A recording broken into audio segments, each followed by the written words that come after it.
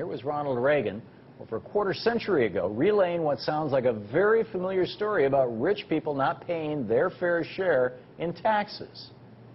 But just a few moments ago, I told some people inside the building here of a letter that I just received day before yesterday. It's a letter from a man out here in the country, an executive who's earning in six figures, well above $100,000 a year.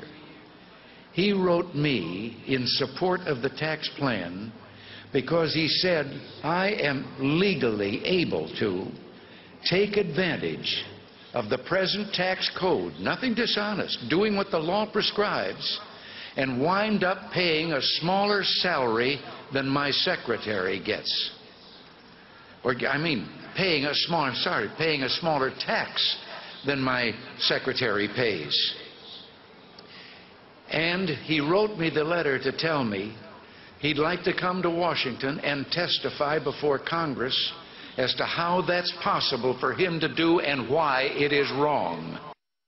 That's right. Both Ronald Reagan and President Obama agree Warren Buffett shouldn't be paying a tax rate lower than his secretary. And worst of all, this is a vision that says even though Americans can't afford to invest in education at current levels or clean energy, even though we can't afford to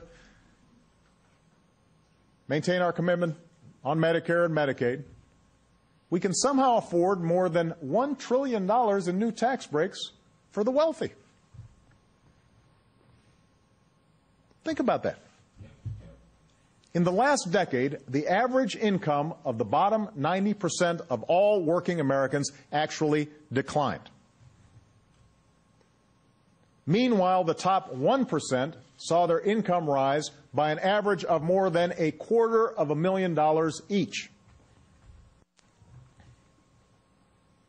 That's who needs to pay less taxes? They want to give people like me a $200,000 tax cut that's paid for by asking 33 seniors each to pay $6,000 more in health costs. That's not right. And it's not going to happen as long as I'm president.